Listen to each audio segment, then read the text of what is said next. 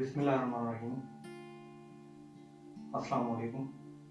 मेरा नाम सोहेल नासिर है और आज मैं जिस टॉपिक पे डिस्कशन कर रहा हूँ वो है मैनुअल ड्रिलिंग प्रोग्राम।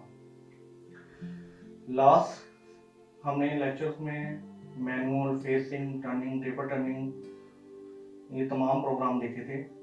तो आज हम ड्रिलिंग का प्रोग्राम करेंगे। ड्रिलिंग के प्रोग्राम में क्या है कि सेंटर में वर्क पीस के अंदर हॉल करना, कुछ डिस्टेंस उन्होंने दिया होता है कि इतना फासले में ड्रिल करना है, यानी कि वर्क पीस में सुराख करना बेसिकली ड्रिलिंग कहलाता है। और ये ड्रिल की मदद से वर्क पीस के अंदर सुराख करते हैं। नेक्स्ट हम इसकी प्रोग्रामिंग की तरफ चलते हैं कि इसका प्रोग्राम कैसे बनना है।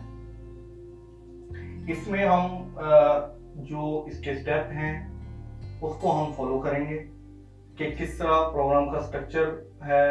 उन तमाम स्टेप को हम उसी तरह रिपीट करेंगे और सेव पोजीशन से हम इसके जो स्टेप हैं वो लिखना शुरू करेंगे। बाकी तमाम का तमाम जो प्रोग्राम है वो उसी तरह लिया जाता है। तो ये चीज हमने मद्देनजर रखनी है अपने ज़हन में। अच्छा जी, सबसे पहले तो हम इसके जो एक्सिस हैं वो डिफाइन करते हैं।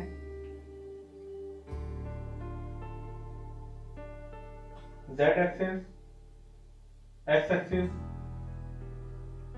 इसमें X एक्सिस डायमीटर को जाहिर कर रहा है और Z एक्सिस वर्क पीस की जो लंबाई है, लेंथ है, उसे जाहिर कर रहा है। तो इसमें हम देखते हैं कि किसमें डेप्थ ऑफ कट और फीड यूज होगी। अगर आप गौर करें इस शक्ल में तो Z एक्सिस में ही कट लग रहा है और Z एक्सिस में ही कटिंग हो रही है। इनकी डेप्थ ऑफ कट भी Z में है और फीड भी हम Z में ही दे रहे हैं कटिंग के दौरान। तो इसमें जो X एक्सिस है वो बेसिकली रोल अदा कर रहा है सेव पोजीशन की हद तक और उसका कोई एज इट इज रोल नहीं है।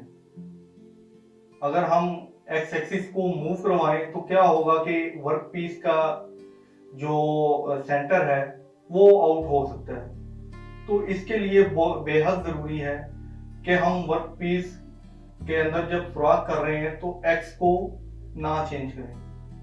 बाई मिस्टेक अगर चेंज हो जाती है इससे क्या नुकसान हो सकता है, वर्क पीस का जो ड्रिल है वो टूट सकता है और वर्क पीस का जो सेंटर है वो आउट हो सकता है। तो इस चीज से हमने बचना है। नेक्स्ट हम इसकी प्रोग्रामिंग की तरफ आते हैं कि इसका प्रोग्राम कैसे बनना है। उसमें मैं सबसे पहले फिर मैं रिपीट कर देता हूँ कि सबसे पहले प्रोग्राम का नाम होगा, उसके बाद उसकी होम पोजीशन की कमांड होगी G28 के साथ। उसके बाद हम इसका यूनिट डिफाइन कर देंगे। यूनिट में हम देखते हैं कि हम किस सिस्टम में काम कर रहे हैं, कौन से स्टैंडर्ड पे काम कर रहे हैं, मैट्रिक्स स्टैंडर्ड पे हैं या इंच सिस्टम में हैं, ब्रिटिश स्टैंडर्ड पे हैं। तो उसके लिहाज से हम देखते हैं तो हमारे पास जो यूनिट डिफाइन हुआ है वो मिलीमीटर में डिफाइन है, यानी कि मैट्रिक्स सिस्टम में।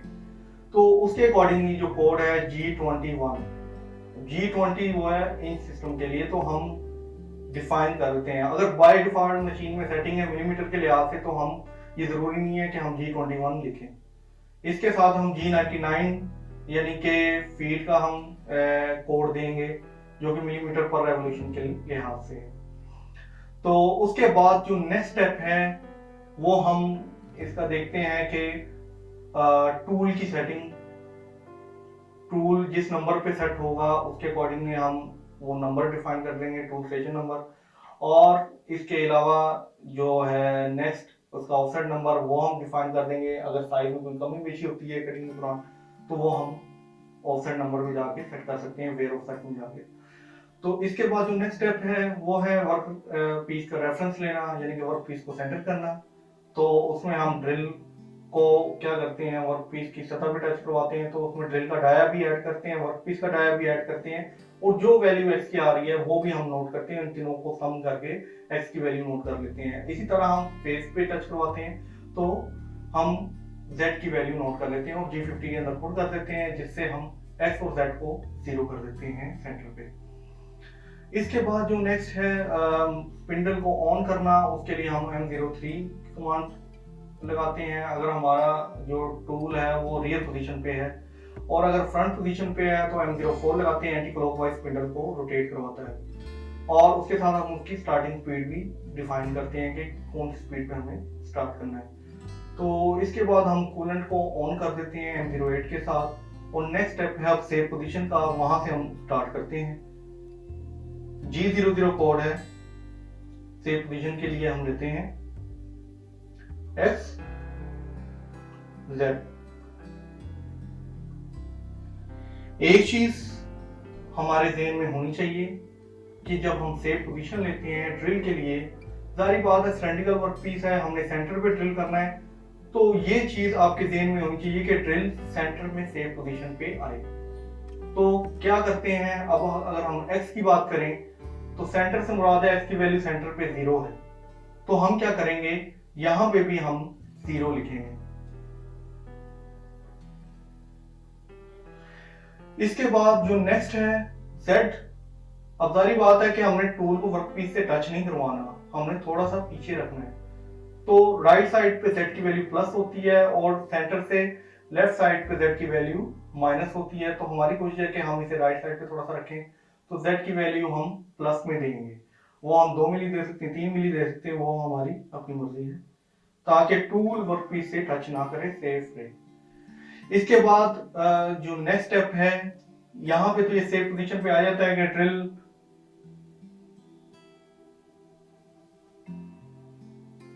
टूल ने यहां से मूव किया, वो इस किसी पॉइंट पे आगे, यहां पे आगे रुक गया, ठीक है। अब यहां पे रुका है। अब इसका जो नेक्स्ट स्टेप है, क्योंकि हमने ड्रिल करना है 20 मिलीमीटर की लेंथ तक, तो क्या करेंगे, हम डेप्थ ऑफ कट देंगे। कौन से एक्सिस में देंगे, क्योंकि जो हम ड्रिल कर रहे हैं वो Z एक्सिस में कर रहे हैं, तो डेप्थ ऑफ कट भी हम Z एक्सिस में ही देंगे। तो इसमें हम G01 Z -3 फील्ड 0.1। अच्छा जी, Z-3 क्यों दिया है? हमारी कोशिश है कि क्योंकि जब वो ड्रिल वर्कपीस के अंदर जाए तो वो एक ही टाइम में ना जाए, क्योंकि सम टाइम होता है चिप अगर मटेरियल थोड़ा हार्ड होता है तो ड्रिल हीट अप हो जाता है, और इस सूरत में कई दफा होता है कि ड्रिल के टूटने का खतरा होता है। तो इसलिए हमारी कोशिश होगी कि हम ड्रिल को अंदर की जानब जब मूव करवाएं, तो ये चीज हमारे ज़हन में होनी चाहिए कि हम एक ही टाइम में ड्रिल को मूव ना करवाएं। तो इसके बाद हम क्या करेंगे, इसे बेसिकली हम पेग ड्रिलिंग भी कह सकते हैं, यानी कि चूंच मारना, कि चूंच मारी फिर थोड़ा सा रिटर्न हुए, चूंच मारी फिर रिटर्न हुए। तो इस चीज को हमने मद्देनजर रखना होता है, ताकि जो कोई एक्स्ट्रा चिप है वो भी साथ रिमूव होकर बाहर आ जाए। तो उसके लिए हम क्या करेंगे, दोबारा G01 इसे सेफ पोजीशन पे ले आएंगे।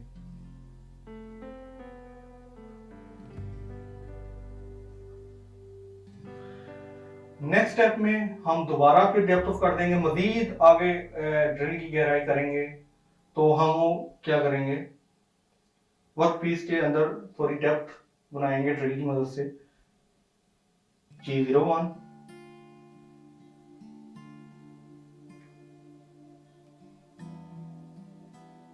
Z-6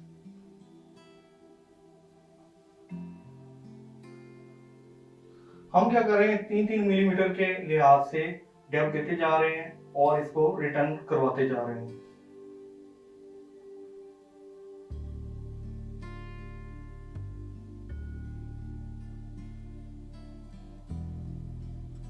तो ये प्रोसेस हम इसी तरह रिपीट करते जाएंगे।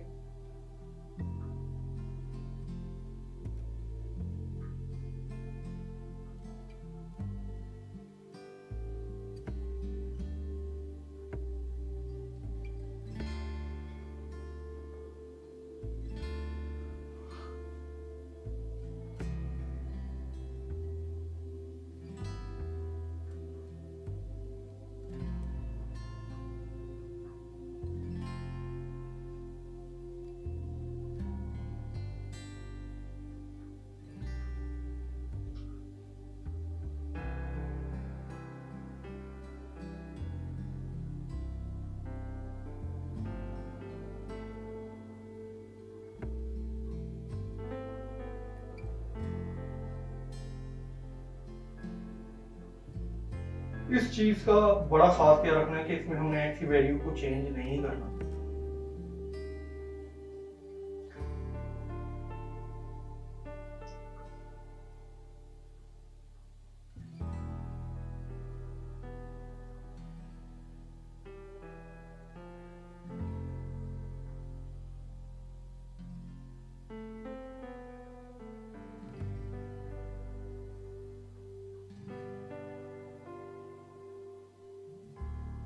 एंड में हमने होम पोजीशन की कमांड दे दी ताकि टूल रिटर्न कर जाए, अगर अपने टूल में चेंज होना है तो वो वहां जाके चेंज हो जाए। नेक्स्ट कूलेंट ऑफ करवा दिया है, स्पिंडल ऑफ करवा दिया है और प्रोग्राम एंड और रीसेट करवा दिया है। प्रोग्राम एंड और रीसेट से मुराद है कि कर्सर जब मूव कर रहा होता है तो प्रोग्राम जब खत्म होता है तो वो ऑटोमेटिकली नेम पे चला जाता है कर्सर। आमतौर पे इसकी एक और कमांड भी है M02। M02 क्या करता है, वो सिर्फ प्रोग्राम जब एंड होता है तो कर्सर उसी पॉइंट पे रहता है, उसमें हमें रीसेट का बटन मैनुअली दबाना पड़ता है। लेकिन इस सूरत में हमें मैनुअली रीसेट का बटन दबाने की जरूरत नहीं है। ये इस कमांड को रीड करेगा और ऑटोमेटिकली कर्सर ऊपर नेम पे चला जाएगा ताकि हम दोबारा जब कोई प्रोग्राम चलाना है तो साइकिल स्टार्ट का बटन दबाएं और प्रोग्राम ऑटोमेटिकली चल जाएगा। तो ये था आज का लेक्चर। उम्मीद करता हूँ कि आपको इस लेक्चर की समझ आई होगी। अगर किसी भी पॉइंट में कोई कंफ्यूजन हो तो ना समझ आ रही हो तो आप लोग ज़रूर पूछ सकते हैं। बहुत बहुत शुक्रिया। अल्लाह हाफिज़।